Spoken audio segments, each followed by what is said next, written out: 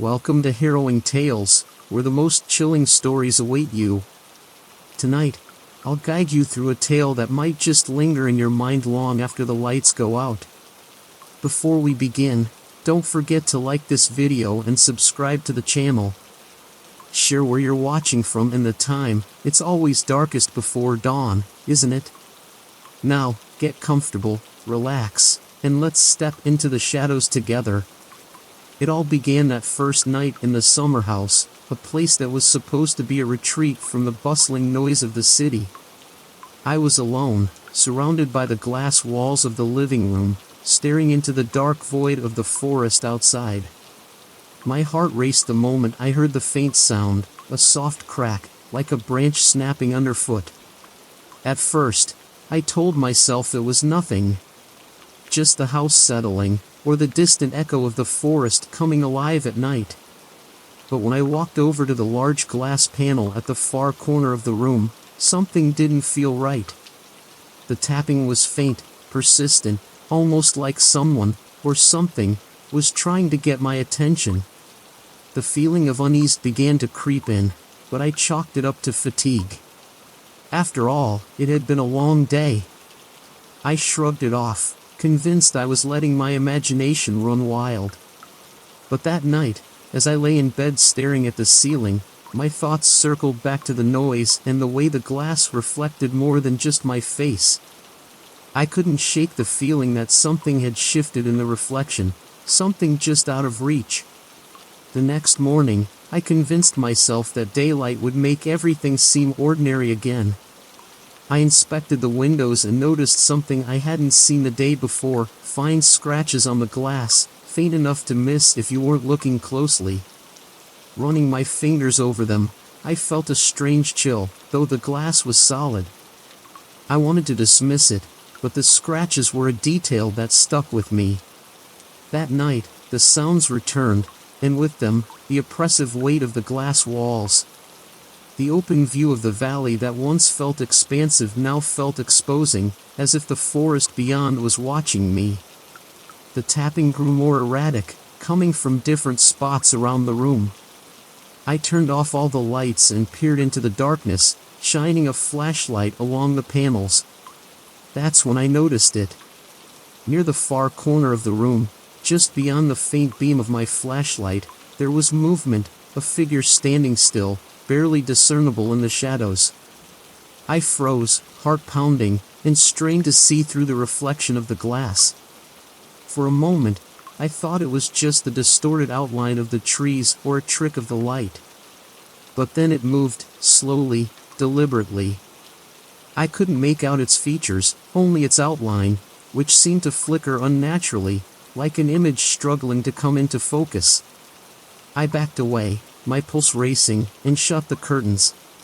For the next few nights, the tapping grew louder, more insistent, as if something was testing the boundaries of the glass. I avoided looking into the windows, but the feeling of being watched never left. The scratches on the panels deepened, forming patterns that looked almost intentional. One night, I heard a sound that was impossible to ignore, a long, deliberate scraping, like nails dragged across the surface of the glass. My chest tightened as I listened, each scrape louder than the last.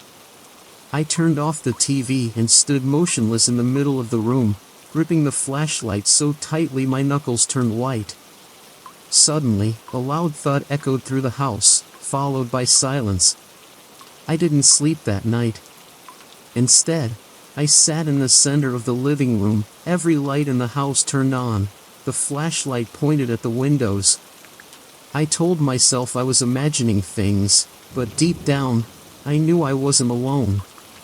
The next morning, I decided to leave, but something stopped me, an irrational pull, as if the house itself didn't want me to go.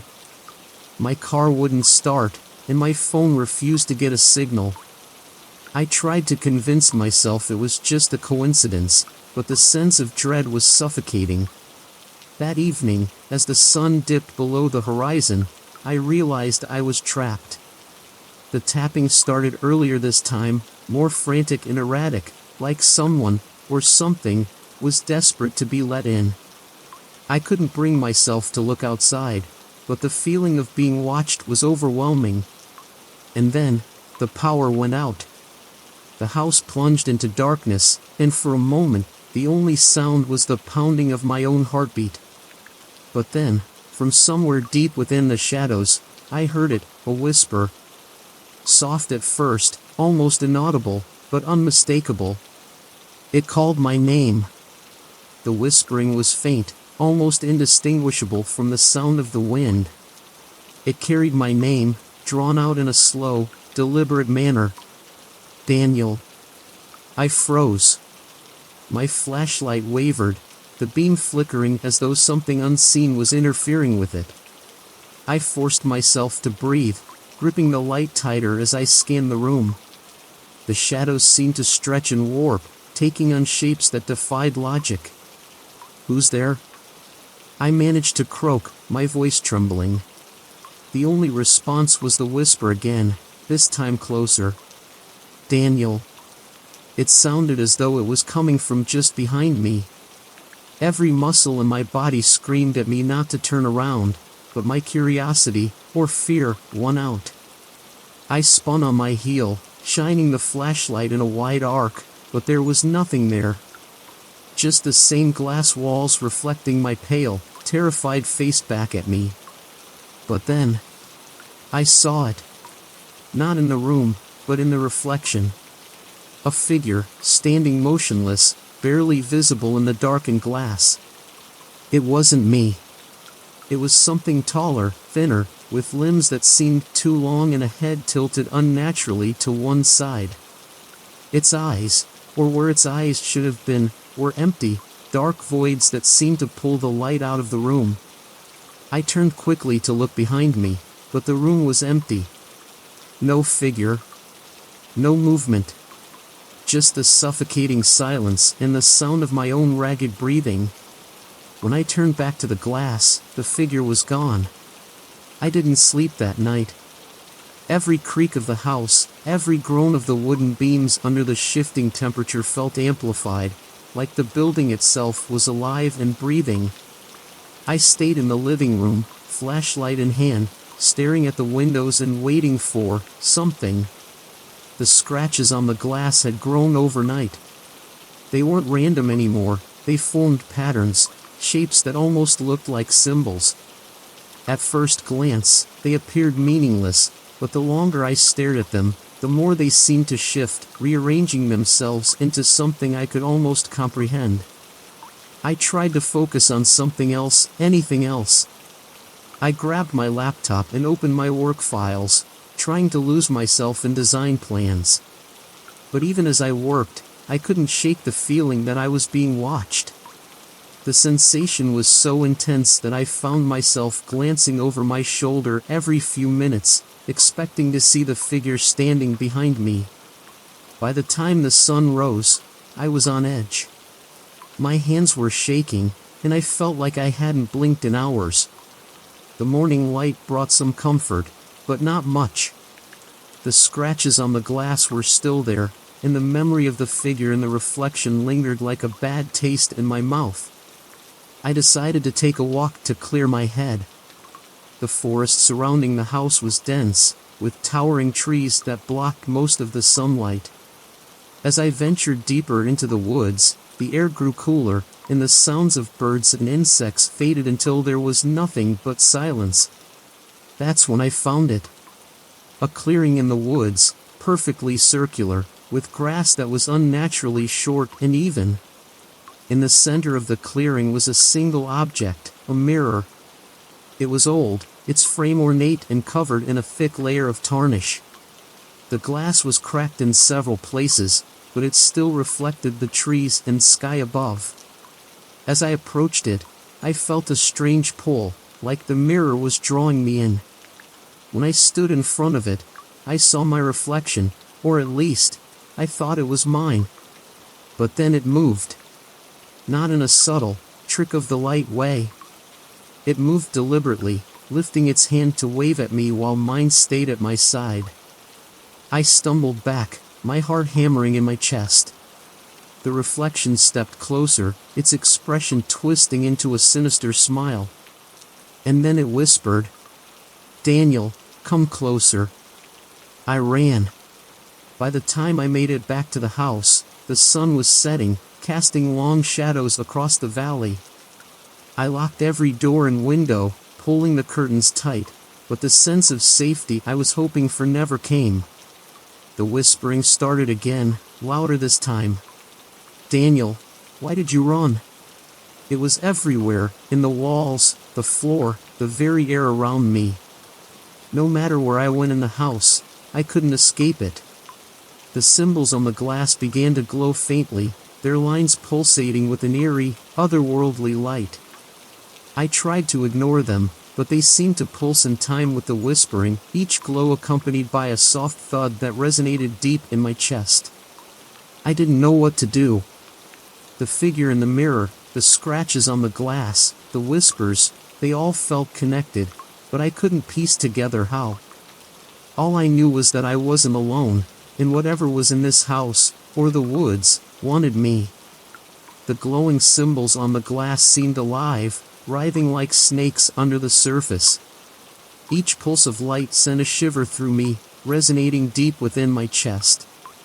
I pressed my hands over my ears, trying to drown out the whispering that surrounded me. "Daniel, why did you run?" I couldn't take it anymore. I grabbed my keys and bolted for the door, determined to leave the house and never look back.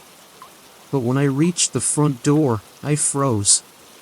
The knob was ice cold, colder than anything I'd ever felt, and no matter how hard I twisted it, the door wouldn't budge. "Let me out!" I yelled, pounding on the wood. The house groaned in response, a low, guttural sound that made my stomach churn. I stumbled back, my chest heaving as panic set in. The whispers grew louder, overlapping until they became a cacophony of voices, each one calling my name in a chilling, sing-song tone. I turned and ran to the kitchen, hoping to break a window and escape. But as I approached the glass panels, I saw something that stopped me in my tracks. The reflection in the window was no longer mine. Instead, it was the figure from the mirror, the tall, thin being with elongated limbs and hollow eyes. It stood in the exact same pose as me, mimicking my movements perfectly. But its expression was wrong. While I was wide-eyed and trembling, it grinned at me, a twisted, unnatural smile that stretched far beyond what should have been possible. I backed away slowly, my heart pounding so hard I thought it might burst. The figure's grin widened, and then it did something that made my blood run cold. It stepped forward. Not in the reflection, but out of it. The glass rippled like water as the figure emerged, its body unfolding with an unsettling grace. It stood before me, towering over me, its hollow eyes fixed on mine. I couldn't move, couldn't breathe. It tilted its head, studying me like I was some kind of specimen. Then, in a voice that sounded like nails on a chalkboard, it spoke. "You brought me here, Daniel." "Brought you here?" I stammered, my voice barely above a whisper. "I don't even know what you are." The figure chuckled, a low, guttural sound that made my skin crawl. "You opened the door," it said, gesturing toward the glowing symbols on the glass. "You cleaned the windows, wiped away the dust, and now I'm free." My mind raced as I tried to make sense of its words. The symbols, the scratches, they hadn't been there before I arrived. Had I somehow released this thing by disturbing the house? "I didn't mean to," I started, but the figure cut me off with a wave of its elongated hand. "Intentions don't matter," it said, its grin fading into a look of disdain. "What matters is that you're here now. And you're not leaving." Before I could react, the figure lunged at me. I stumbled back, tripping over a chair and landing hard on the floor. The flashlight slipped from my hand, rolling across the tiles and casting wild, flickering beams of light around the room. The figure loomed over me, its hollow eyes glowing faintly in the darkness. I scrambled backward, my hands scraping against the rough wooden floor, until my back hit the wall. "Stay away!" I shouted, my voice breaking. The figure paused, its head tilting again as if considering my words. Then it smiled once more, a slow, deliberate curve of its grotesque lips. "Very well," it said, its voice dripping with malice. "I'll stay away, for now." With that, it stepped back into the glass, its body dissolving into the reflection like smoke. The symbols on the window flared brightly for a moment before fading, leaving behind only the faint scratches I'd seen before. I didn't sleep that night, or the night after. The figure didn't appear again, but the house was far from quiet. The whispering continued, growing louder and more insistent with each passing hour. I tried to ignore it, burying myself in my work during the day and keeping every light in the house on at night. But no matter how hard I tried to distract myself, I couldn't shake the feeling that I was being watched. The reflections in the glass seemed to follow me, their eyes shifting subtly whenever I wasn't looking directly at them. By the third night, I was at my breaking point. My hands shook as I poured myself a cup of coffee, and dark circles hung under my eyes. I knew I couldn't stay here any longer. I packed my things in a frenzy, shoving clothes and papers into my suitcase without bothering to fold them. As I zipped it up, I heard a faint tapping sound coming from the living room. I froze, my heart sinking. The tapping grew louder, more insistent, until it became a rapid series of knocks. "Daniel." The whisper was back, louder than ever. "Daniel, don't leave." I grabbed my suitcase and bolted for the door. This time, the knob turned easily, and I flung the door open, stepping out into the cool night air. But as I turned to close the door behind me, I saw something that made my blood run cold. The figure was standing inside, its hollow eyes watching me through the glass. It raised a hand in a mockery of a wave, its grin wider than ever. And then it whispered one last time, "I'll be waiting." I drove through the winding roads, gripping the steering wheel so tightly my knuckles turned white. The moon was high, casting silver streaks of light over the thick forest that lined the road. The further I got from the house, the easier it was to breathe. Yet, no matter how much distance I put between me and that cursed place, the image of the figure standing behind the glass lingered in my mind. The way it smiled. The way it waved. It wasn't just unnatural, it felt personal. I didn't stop driving until the sky began to brighten with the first hints of dawn.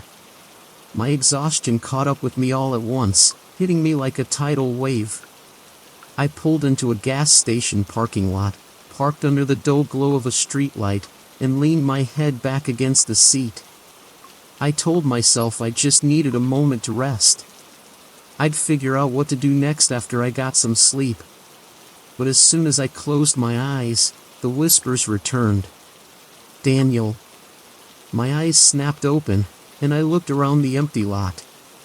There was no one there, just my car, the gas station, and the faint hum of the neon sign flickering overhead. I tried to shake it off as paranoia, the remnants of the fear I'd felt back at the house. But then I saw it.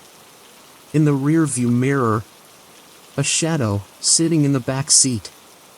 I spun around, my heart pounding so hard I thought it might burst out of my chest. The back seat was empty. "Get a grip," I muttered to myself, running a hand through my hair. "You're just sleep-deprived." I turned back to the mirror, half expecting to see the shadow again. But this time, there was something worse. The figure.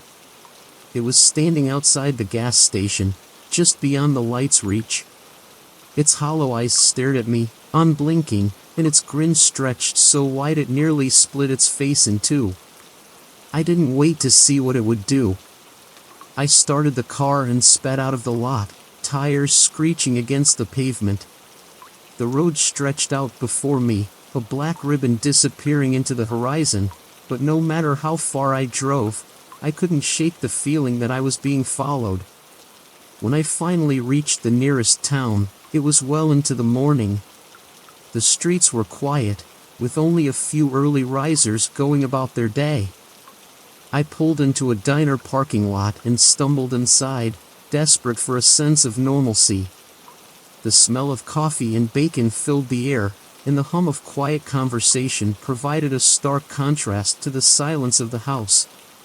I sat at a booth near the window, keeping my eyes on the parking lot. A waitress approached me, her smile warm but tired. "Rough night?" she asked, setting down a menu. "You have no idea," I muttered, rubbing my temples. She gave me a sympathetic look before pouring me a cup of coffee. I wrapped my hands around the mug, savoring its warmth, and tried to calm my racing thoughts. But then I saw it again. Outside, across the street, the figure was standing on the corner. It didn't move, didn't acknowledge me, it just stood there, watching. My grip on the mug tightened until my knuckles ached. "Hey," I said, my voice shaking as I flagged down the waitress. "Do you see that? Across the street?" She followed my gaze, frowning slightly. "See what?" I turned back to the window, but the figure was gone. "Nothing," I muttered, sinking back into the booth. "I think I just need some sleep."